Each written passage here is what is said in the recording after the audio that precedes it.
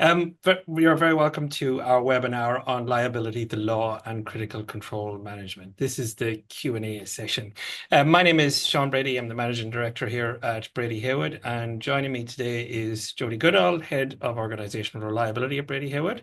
And Jodi's background is over 20 years of operational expertise in mining, heavy manufacturing, explosives, chemicals, and logistics. We're also joined by Greg Smith, partner at Jackson McDonald in Perth, and he specializes in workplace relations and safety. And he's got two really good books, Paper Safe and Proving Safety. And if you haven't read them, I'd really encourage you to dive into them. They're excellent. So why are we here? Well, before Christmas, we had quite a traditional presentation on liability, the law, and critical control management, and we knew we were going to get a lot of questions in that. So what we decided to do was store them all up and not try and do it on the fly.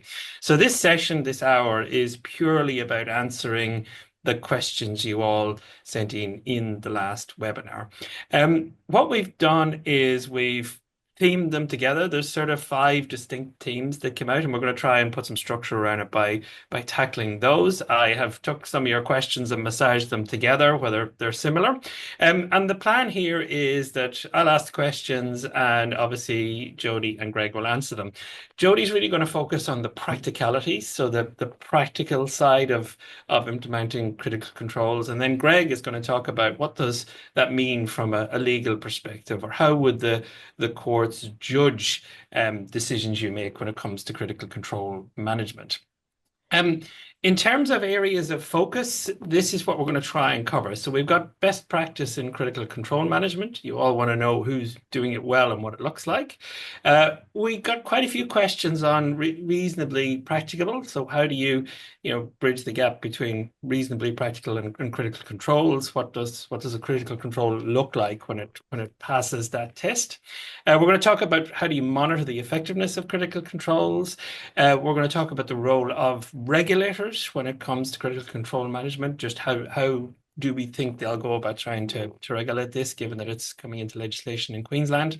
And then we're going to finish with talking about organizations that use critical control management for the purposes of learning. So not just from a compliance perspective, but when they actually want to learn about the health of their system and improve the system. So they are the 5 areas that we're going to focus on.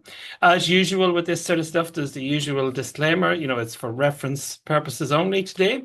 So it doesn't constitute legal advice and shouldn't be relied upon as such. And you should always go and get legal advice specific to your circumstances. So with that, let's just jump straight into the questions. So we'll start with this first area of best practice in critical control management. So I'm going to throw this to Jodi.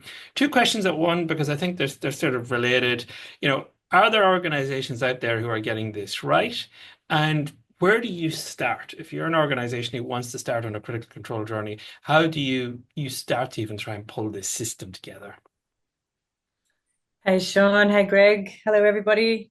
So are the organisations getting it right? Well, yes. I mean, this has been around, this concept of understanding your fatal risks, deeply understanding the controls that manage a fair bit of that risk and seeing if they're in place and effective, which is kind of the philosophy behind the whole thing, has been in high hazard industry for a long time. So, you can look to organisations like explosives, air services, even parts of rail, to see pockets of excellence.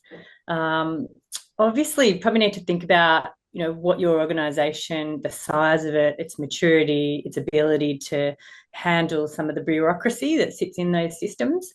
But you do see patterns, no matter what, of good practice. And, they're always focused around the ownership of the program at a board and senior leader level. So, you definitely see the visibility of the program at that level in all of those industries. You find that it's all of the concepts of how controls fail and fatality risk are embedded in the front line and work every day. So that's the conversation that is happening, and that the systems, probably the third thing is that the systems are really whether it's audits or the types of investigations that are being done or what types of incidents the investigations are being done on, all of those things are focused on controls failing and learning more about controls failing. So, no matter what industry, you can always see those patterns. Where do you start?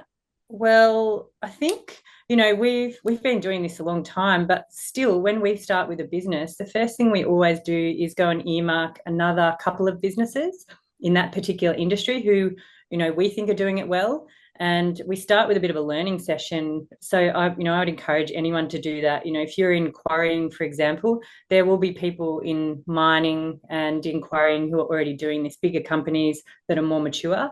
So you can always start by saying what worked well for you, what didn't work in terms of your program.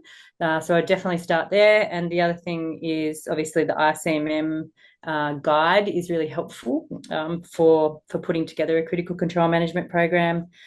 But I suppose you can't, these are really big beasts, to complete a critical control management program and have it in place and working for all of your fatality risks. You probably are going to take about 2 to 3 years to do that well. So, thinking about which piece of the elephant you bite off at each time is really important. So understand your activities and your risk profile, and then get your senior leaders to decide and prioritize that list of which fatality risks you want to start with.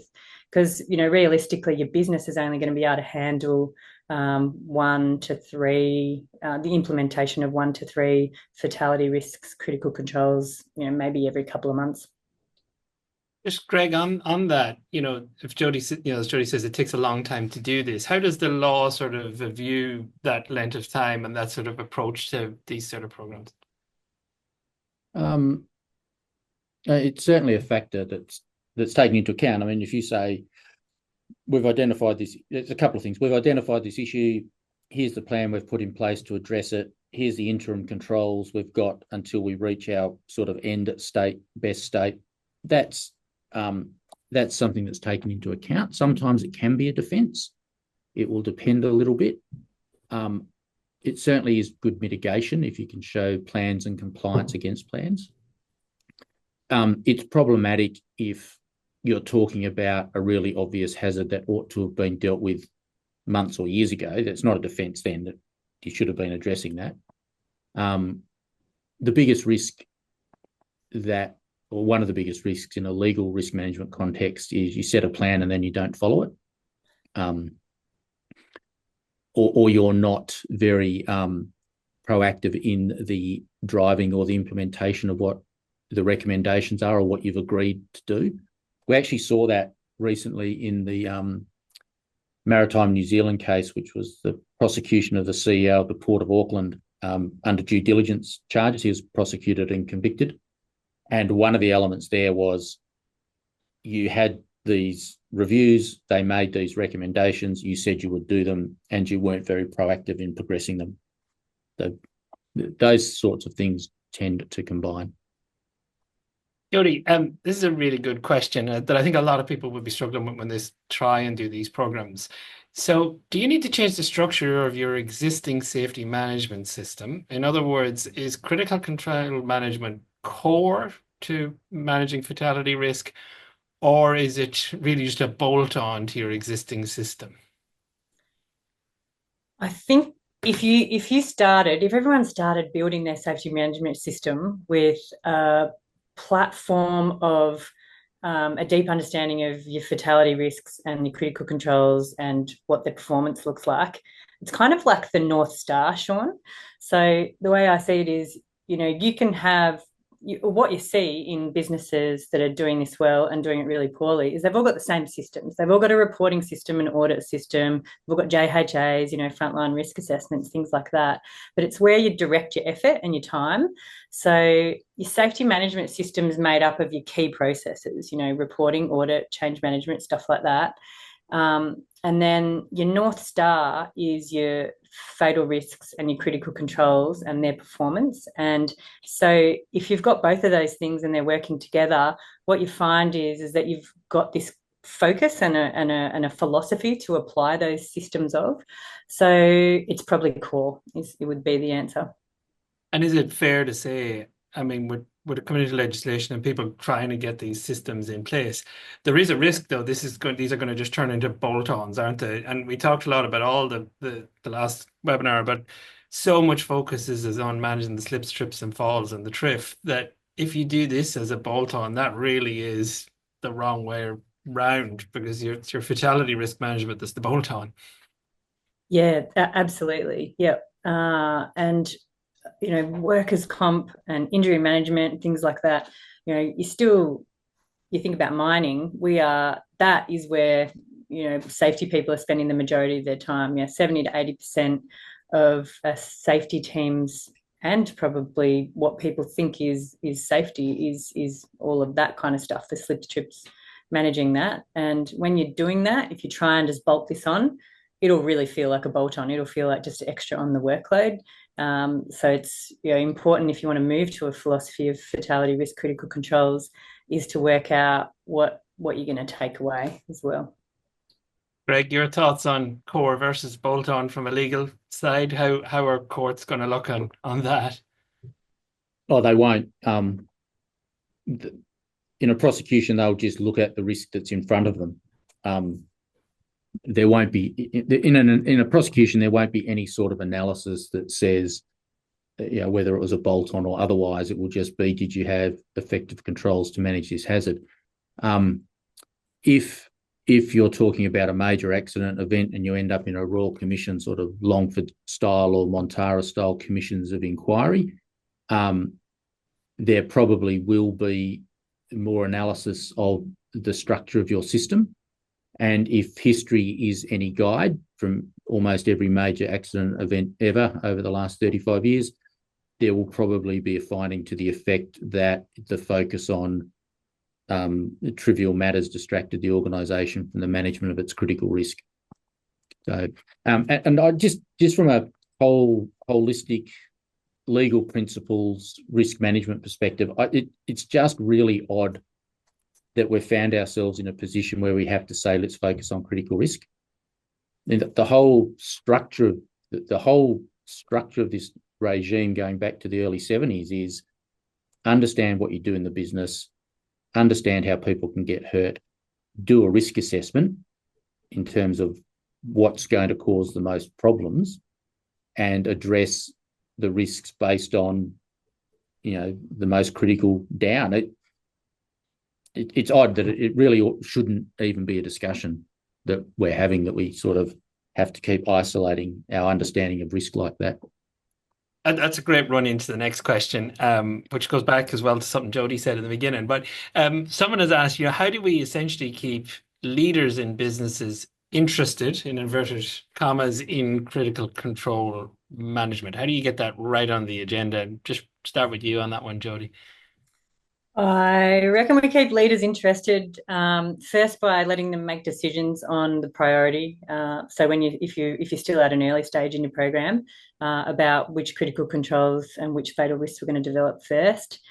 Second thing is give them information. What you find is that this concept of chronic unease, which is having a healthy skepticism about how the risks are being managed. When you start putting information in front of leaders about how their controls are failing, and you do it in the right way, you're framing it up not in an alarming way, people start to get fascinated about how their controls fail. And that's when it gets really interesting. And it actually, most people who are in organisations who are experiencing this as a leader, they'll be alarmed because their controls are failing quite more than they realise, but they'll also realise that it feels like real safety, and it feels like we're actually dealing with the real problems. So I think that's a really good way to get leaders interested, engaged, empowered, fascinated by what comes out of these programs. It's interesting, isn't it? We see a lot where companies are exhausted from trying to do sort of compliance harder and harder and harder, and yet they can't seem to make any progress. And when they get their head round, we can focus on the critical controls, we can check the health of those, we can fix them when they're not right. That gives this incredible agency in terms of being able to actually go out and manage fatal risk. Greg, does the courts care that senior leaders are interested in critical control management? Again, not in a broad sense. Certainly they care about it if an individual manager is being prosecuted. There will be a conversation about what level of interest they paid. Again, if there's a major accident inquiry, major commission, coroner's inquests sometimes are far more likely to pull apart issues around leadership and management attention and those sorts of things. Again, if you look at the Gibson decision, where you have a CEO prosecuted in relation to due diligence, there's a great deal of attention paid to what that individual did. But if you're just talking about a single person fatality in a magistrate's court prosecution, they're not particularly. We don't talk about leadership. We don't talk about culture. We don't talk about restorative justice. None of the sort of underpinning principles of safety get talked about. It's just hazard control implementation. So it kind of depends a bit on context about where you are. Yeah. Hey, Sean, yes, we Jodi? probably would be remiss to leave this section about how do you keep leaders interested without saying that you can put it in their bonus. So, but do it in the right way if you're going to do it, and think about how, what are the components of the program, like what's their role in the program, rather than what the outcome is. So you're trying to get leaders to be engaged in critical control management, and not that you want to see all green on the result card, scorecard. Yeah. And we'll come back to that embracing the red in a few minutes. A question from one person they've asked is there any best practice about protecting workers who do raise concerns about the effectiveness of critical controls on site? And if not, what would that look like? Yeah, well, I suppose what workers know. Are you asking me first? Yeah, go for it. Yep. Workers really know how the controls work in practice. And I think New South Wales Resources Regulator did a human factors review a couple of years back, which they talked about at the conference, the New South Wales Mining Conference this year or last year, and they were talking about, when you look at the workers' action or the contribution of the frontline team to the event. About 74% of all of the events were an unintentional error. So, and the other, almost nearly the whole other quarter, were all routine violations. So what that tells us about how the controls are working in practice is that either the system is driving error, and we want to know about that, so that's going to feel really personal for the worker who's reporting it. And the other part is that the whole team are taking that routine violation or doing that routine violation. So it's like, it's systemic and it's happening over time. It's not just because we found it in an incident. So you want to build error tolerance in your system, and you want people to feel safe to report. And the only ways to do that is to first start with a real philosophy around, if you want people to tell you things, then you've got to take away that feeling about that they're being blamed. And so it's tough, but you have to choose learning over blame. And, we hear this a lot in the new view safety. But it's to do that, you've got to really understand that a worker's actions are usually driven by the system. And they're driven by the organisation and how they're rewarded, and all of those kind of things. So I would really encourage you to think about that concept of choosing learning over blame, and as a philosophy, thinking about all of the ways and all of the. You kind of don't need to actually physically encourage it. What you've got to do is take away all the barriers first. To why people wouldn't report, and you'll typically know those in your system already, but yeah, so take away the barriers. That would be my first thing. And the second thing is systematize this concept of just culture or restorative justice or whatever you want to call it. And that's about making sure that you've got a process that to think about what type of error or violation or what you're seeing, and to dig deeper in terms of how does the system driving that. And that typically means that you won't discipline if you've got a thinking process for it. How to be fair and just and consistent. So, what you see in best practice, even CASA is a really good example. The Civil Aviation Safety Authority, as a regulator, they've chosen to publish a just culture document, and it sets out, what to do when you discover an error. And they've asked every single, airline provider to sign up to that, and they have to have that same approach themselves. So that's an industry top-down systematic approach to thinking about error, which drives consistent reporting and encourages reporting, and does protect workers. Cool. I'm going to just jump to the next question, because I think this is a really good question. I think we're going to have different answers from each of you, and I think we'll start with Greg. But someone has asked, does any of this really matter? This, what it's called. Does it matter what it's called? Isn't it all just a system of work? Greg?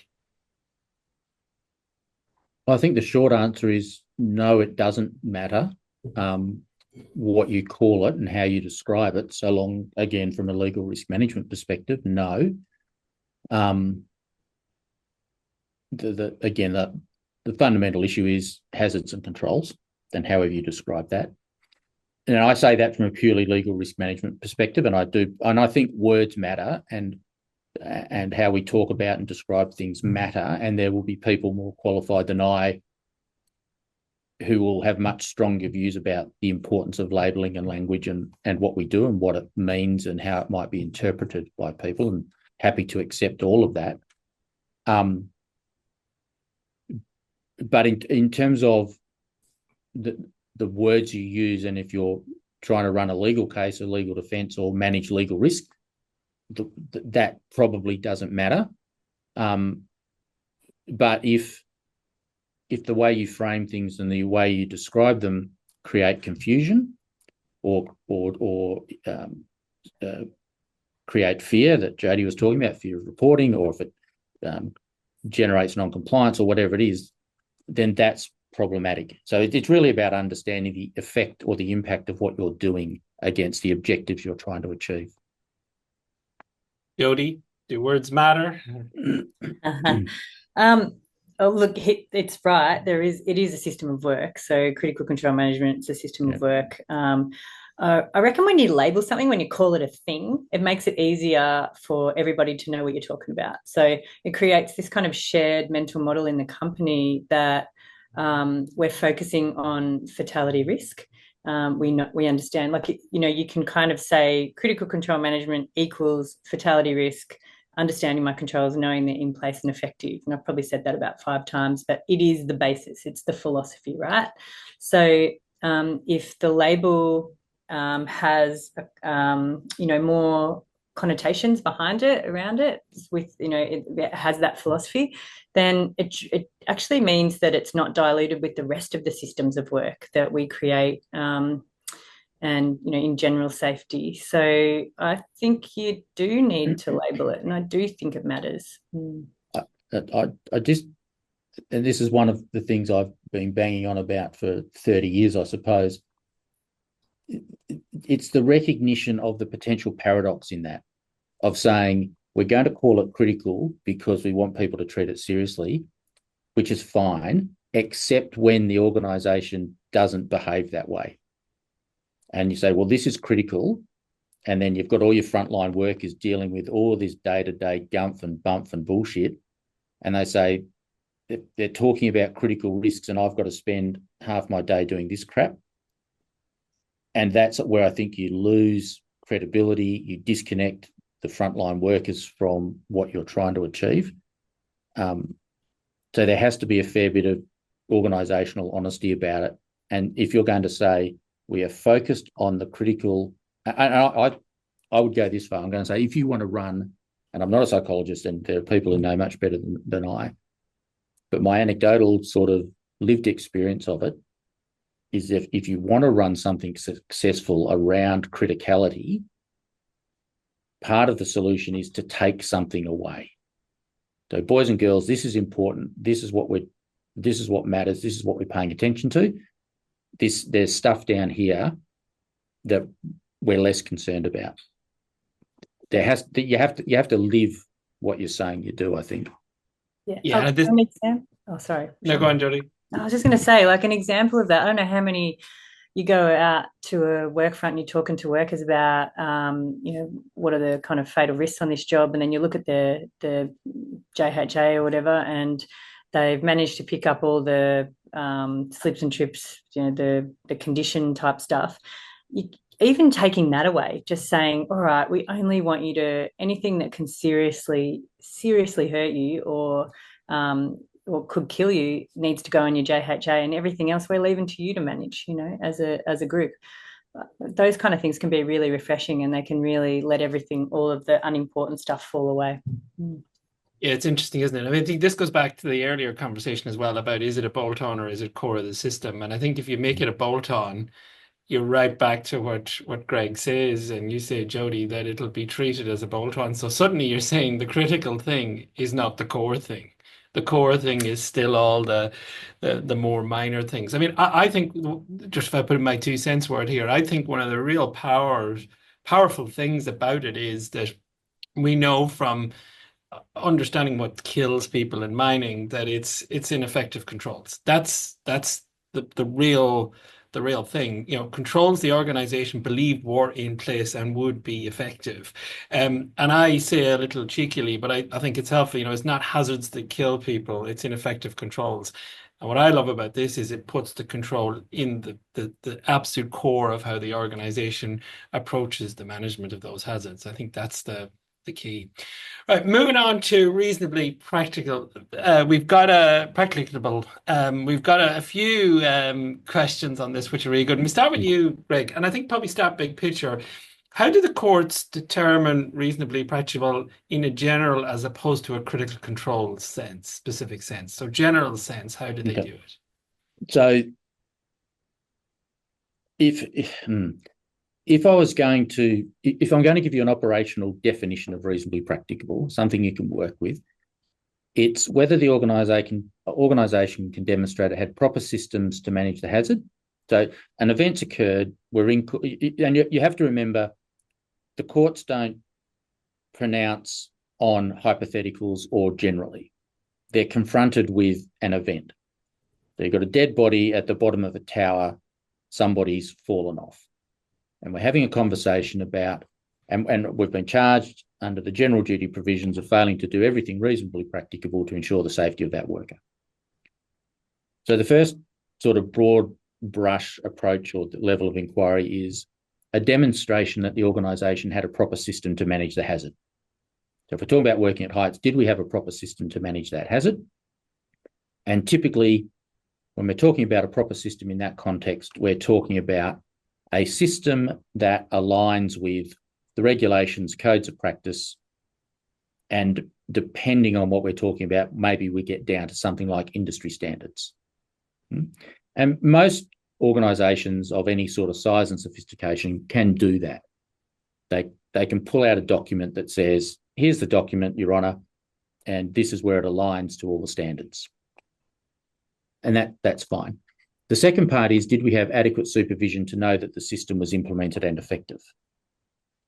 And so that question is, what information did the organisation have before the incident occurred where they knew that the system to manage that risk was being implemented effectively and well managed?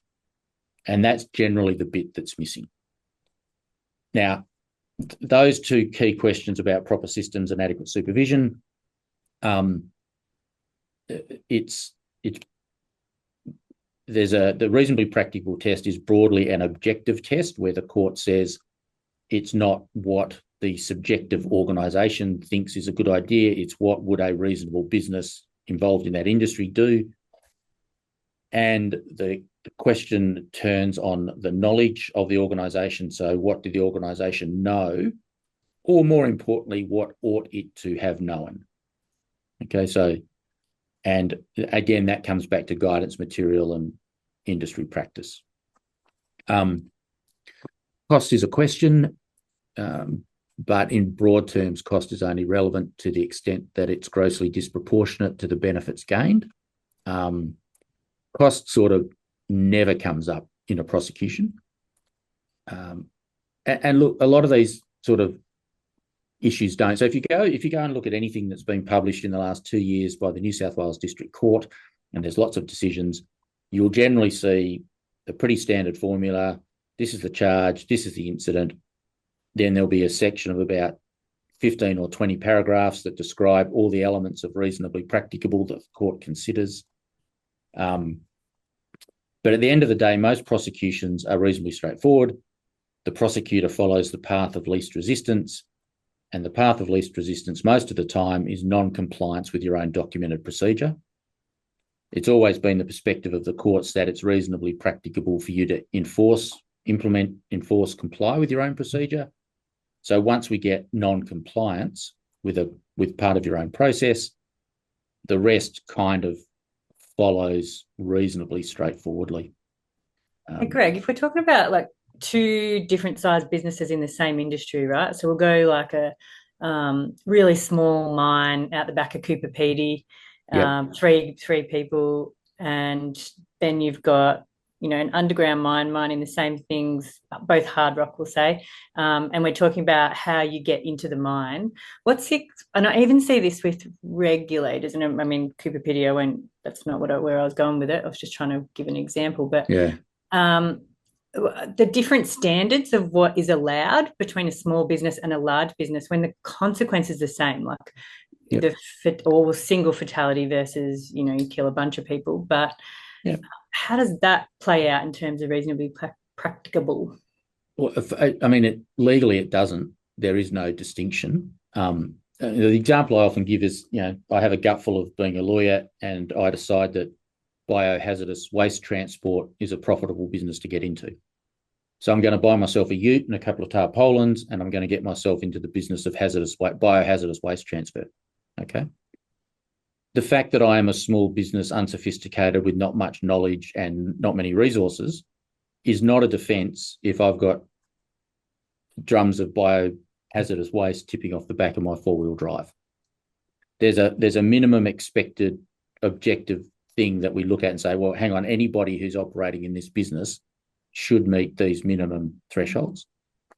I think the case law is reasonably clear that industry best practice is not necessarily reasonably practicable. So the fact that major mining houses might be running around using autonomous vehicles doesn't suddenly mean that autonomous vehicles are the standard, or the fact that some organisations use autonomous drill rigs that are remotely controlled doesn't suddenly mean that that's now the standard that is reasonably practicable. So there's a minimum standard. So the minimum objective test that the courts would look at and say, if you are in this industry, there are some minimums that should be in place. And over and above that, there's a range of practices. And I think you're right, Jodi. I think we all get caught up in, and part of the reason we get caught up in this is because so many of these cases are resolved by guilty pleas. Okay, so if a prosecutor comes in and prosecutes a major mining house and says you should have had these really high levels of control, and the company pleads guilty, all of a sudden there's this sort of thought that those levels of controls are suddenly the new standard for reasonably practicable. And that's not the case. That's not the case. So you're saying that you determine reasonably practicable based on the codes and industry standards. What about other industry standards? So if it's a risk that goes across, sorry, Sean, I just took this over.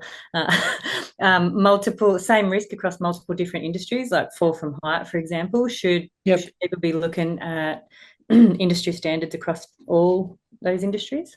Well, in broad terms, again, if you look at working at heights, all the jurisdictions have got a code of practice. So that's your go-to.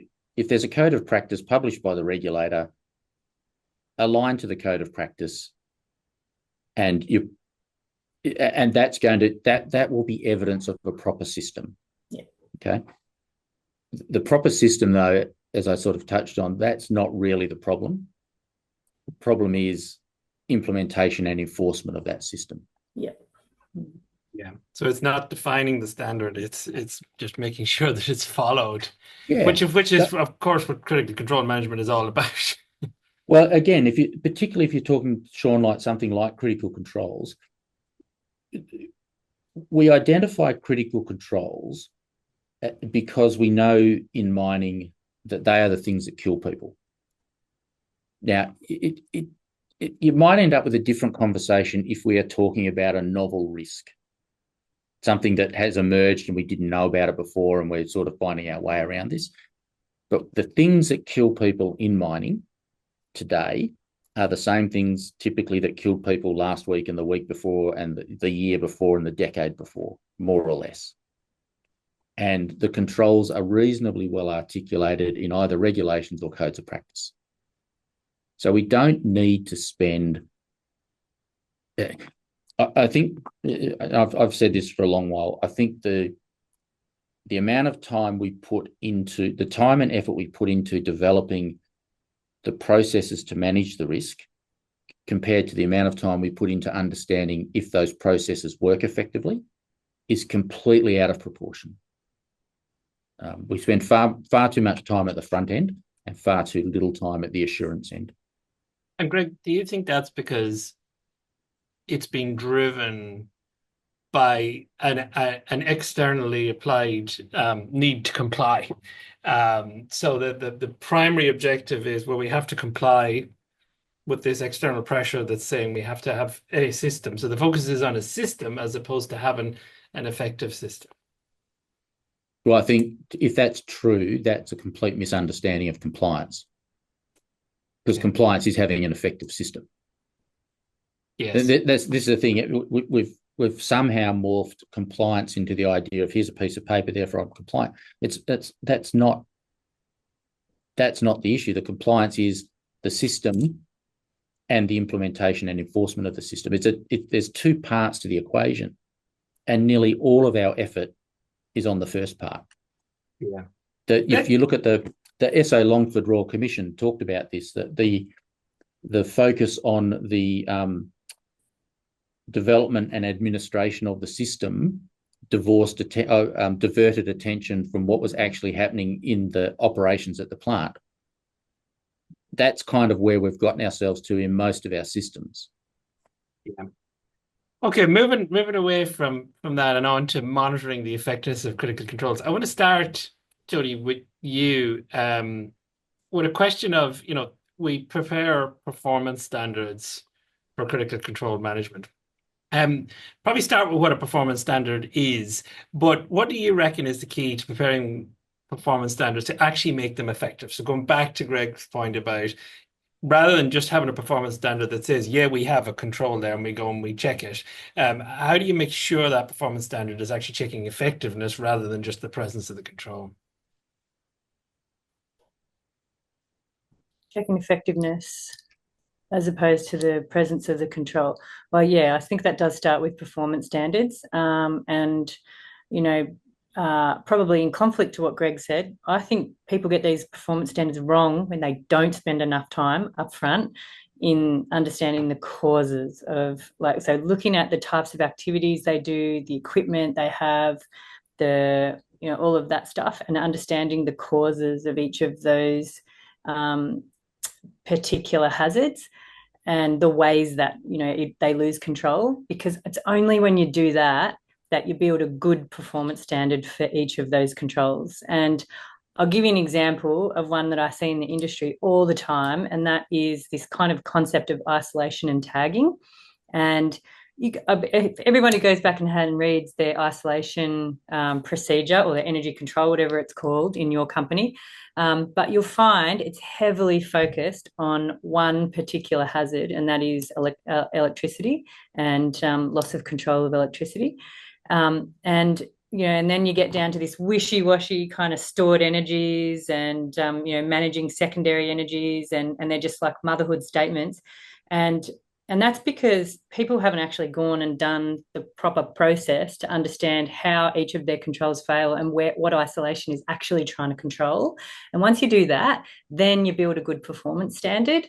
And the performance standard actually helps you understand each of the energies, how that control manages each of the energies. And so then I suppose, are you checking the presence of the control? You're not just checking whether you've got a permit for isolation and whether you've got, hasps that are good quality, that kind of stuff.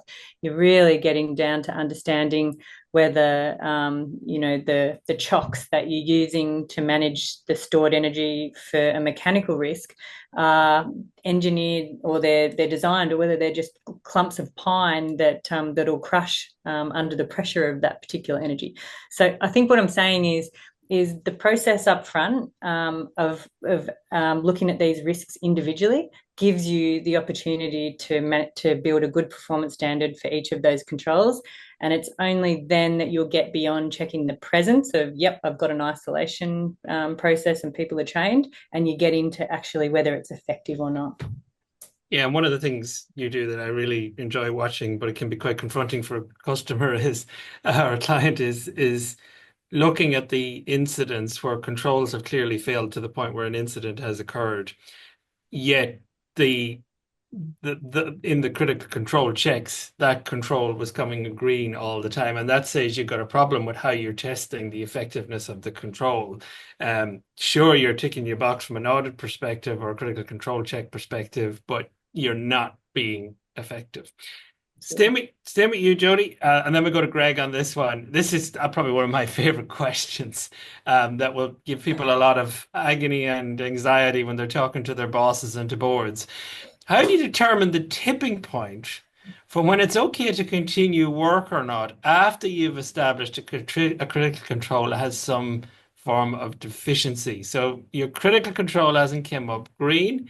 What's the practical basis by which you decide, oh, we actually have to stop work, or we can press on? Tipping point. Someone's been listening to your podcast, Sean. You must have. So the first thing I would say is, tipping point, and you'll correct me if I'm wrong here, but it means that the whole system has changed state. So you've ended up in this total kind of crisis mode. I would say that you need to develop indicators well before that process, before you get to the fatality or the loss of control event. There's a number of different ways to do that, but we understand control deficiency doesn't just come from critical control checks either. That's probably the first thing to say, is you work out whether your controls are weak or ineffective or not in place at all. That's one method, doing a critical control check. And in companies that are doing this like paperwork, that's how they see this. They see, I do some bow ties, I put some processes in place to check my critical controls, and I report that on a board, So that's one method. Another way is analysing your incidents, your high potential incidents, and understanding which controls failed and how they failed. So that's another way.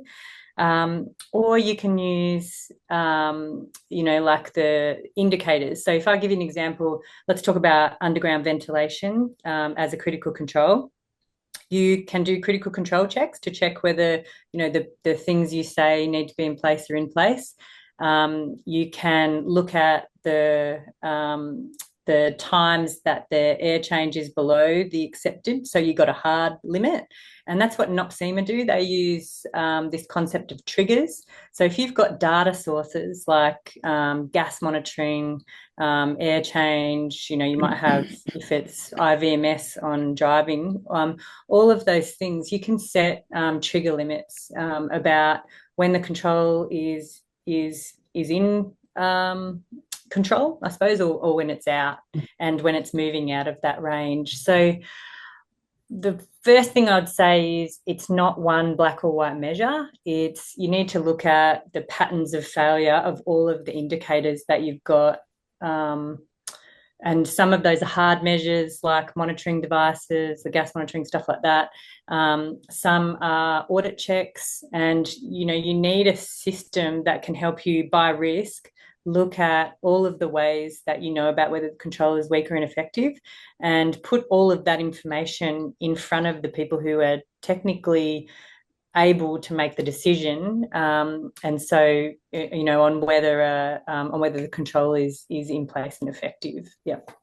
And I presume that's where the bow ties come in really important, really useful, that you can see all your controls at one place, and if you've got a deficiency in one, you can look along the causal line and see whether you've got deficiencies there as well, and that will factor in. So you're really saying it's case by case. You mightn't get a green on your control check, or you might get evidence of some deficiency from some other source, but it's looking at the system as a whole and making the call from that. Yep. And, companies do this really well. I mean, you think about mining, maybe a little bit of construction. The thing that they're very good at is putting TARPs in place, trigger action response plans. And they're triggers that show the levels of, how well the controls are in place or not. If you're moving outside of that kind of safe system. So, Greg, how do you think courts will view this? Will it be in a similar sort of practical way? You've got a control that's came up as not as sound as it needs to be or effective as it needs to be according to the checking process, but work continues. What's going to be taken into account in that sort of situation? Well, there's a few things there. First of all, I'm extraordinarily cynical of any. There's a few things I'm really cynical of. One, that the colour of your metric tells you anything about the risk. So I don't believe that at all. So there's a problem there. I'm also cynical because I think organisations are extraordinarily good at rationalising information to allow them to do whatever they want to do. And we've seen that time and time again, where hard stopping points are rationalised to enable people to continue doing what they want. The Deepwater Horizon, when the indicators were illustrating the pressure build-up prior to the explosion, it was rationalised away as being, well, the gauge must be faulty. So there's some things that sit around that. But if whenever you look at inquiries or prosecutions around this sort of stuff, again, it often comes back to what the organisation says it's going to do and then fail to deliver against. So if we set thresholds that say, if these indicators are coming up, it means our systems are not working well, and we don't respond to that, that's what you'll be held accountable against. If we say, if our indicators show X, then you have to stop work, and we don't, we'll be held accountable against that. So you get to set and rationalise what those measures are. The court's perspective is, again, have you done everything reasonably practicable to ensure that people are not exposed to harm? So did we have a proper system to ensure that did we have a proper system to understand if our controls were acceptable or not? And did we have the right tolerances? Did we have adequate assurance to understand whether those tolerances were being met or exceeded? Did we have a good decision-making process? Did people properly exercise their authority to stop the job when things happened? There's a whole range of factors that come into it. And organisations work very hard on it, but they're not very good at it. We're not very good at sort of synthesising weak signals, to borrow from some of the earlier work. We're not very good at doing that. And the problem is that, and if I can, I'll share something. If I can get my screen up, I think this is worth sharing. We are very poor at aggregating and analysing data in our organisation. So Jodi's pointed out, look, there's lots of different touch points where we might be getting warning signs that there's failures in our systems, but we're very poor at aggregating that in terms of any sort of analysis to say, what does it mean? I'm going to try this, and if it doesn't work, you can lock me out. But I just want to share, if I can get it up. Which one is it? It's not that, I don't think. It might be that. Let me try I reckon this. while you're doing that. Oh, okay. So can you see that? Yeah. Yep. All right. So this is something I did the other day with a mining organisation. So this is the prosecution of the CEO, Port of Auckland. And one of the critical things that got talked about in this was the idea of management observations. Okay. And this is what I wrote about quite extensively, improving safety, the use of metrics and the understanding of information. Okay. So you get, if I can make this work. So this is one of the observations from the court, right? And so you get this idea that the total number of monthly observations are in the report, and that goes to the board. And this is your typical reporting framework. We've done X number of observations. We have done Y number of critical control checks. Da, da, da, da, da. What's not existing in there, so you've got no observations about the nature of the observations. So what was looked at, how are they done? Which business unit was it done in? Are some units getting more checks than others? What's happening here? How's that working? When were they done? That's particularly critical in this case because the fatality was on night shift and there were very few checks and observations done on night shift. Who did the observations? Now, did we have people with competence and qualifications out doing it? And then most importantly, what did the observations reveal? So if you say to me, we've done all our critical control checks, Greg, and I did some work with an organisation, and the two business rules, this was for dropped and falling objects, the two business rules that defined the colour of that metric were whether the correct number of observations had been done and whether there were any outstanding high or extreme action items. So that drove a culture of action items were always medium and everyone was tick boxing doing the inspections. So everything we talk about, all the mechanics that sit around this stuff mean 3/5 of fuck all if we're not actually doing the analysis to say, what does all this work tell us? And what are we doing about it? That's the bit that we're really poor on, because then you end up with an observation like whatever observations were conducted on night shift were inadequate. So if you've got all these green indicators in your scoreboard and one of you have a catastrophic event of involving one of your critical risks, all of those green indicators will be used as evidence against you to say your observations were clearly so deficient that it didn't reveal the faults that led to this catastrophic event.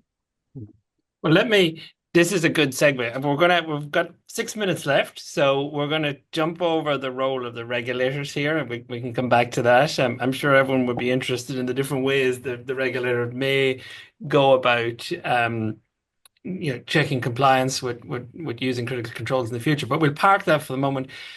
On the subject of learning, which is really what you're talking about there, Greg, from a practical perspective. Let's spend the last sort of 5-6 minutes on this, and I'll probably ask you to be reasonably succinct. But Jodi, start with you. What are the we're always harping on about that these critical control systems are not just for compliance; they're like an incredible learning tool when you define these controls and check that they're working and pull together all the other data.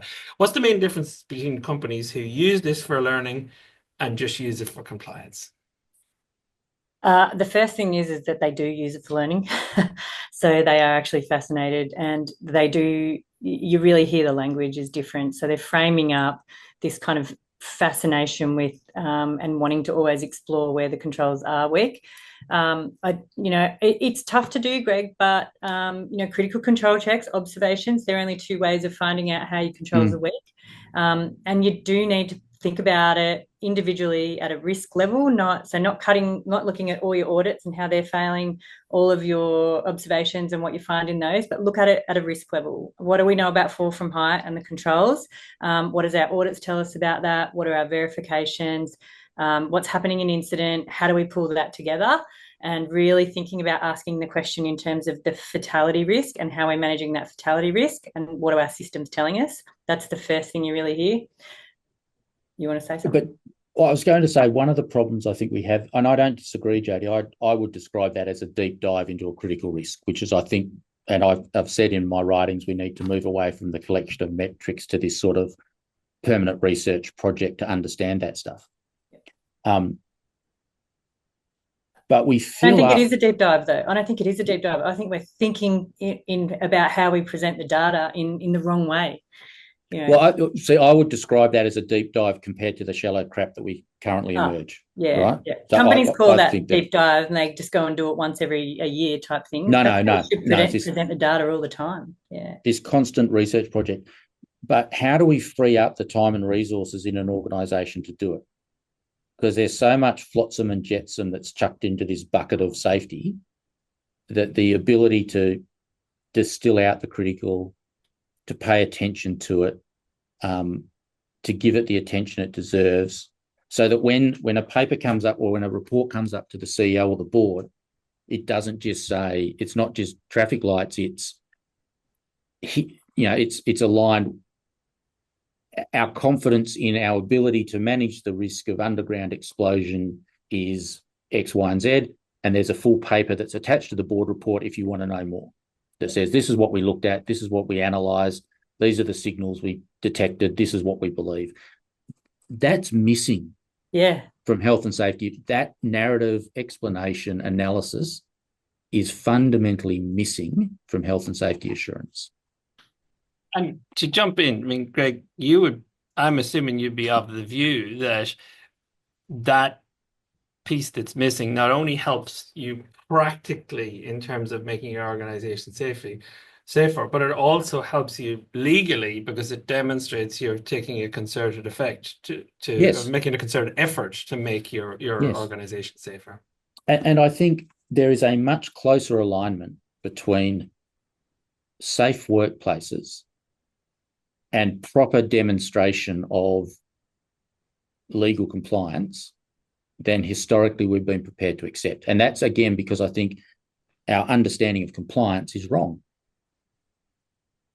Because the courts don't care about the big heap of paperwork that doesn't actually make anything safer. No. Yeah. And I think, if we take what Jodi's been describing, what you're really describing is simply the assurance aspect, I think, to say this is how we understand what we do works. And that's compliance. The paperwork's not compliance. The paperwork's the paperwork. The understanding that it works is the compliance in the context of safety legislation. Yep. And, ICMM did a benchmarking a few years ago of what fails, how do people actually die? And they found that 86% of the time its controls are either not executed properly, so not able to be executed for those all the tasks, or they're just ineffective in the type, like the levels of controls. So, they know it's that the controls aren't in place and effective. It's not a novel risks. It's not anything like that. So, that's where it's at, is actually, if you, whatever you call it, compliance, you're actually trying to check that your controls are in place and effective and use your systems to do that. Yeah.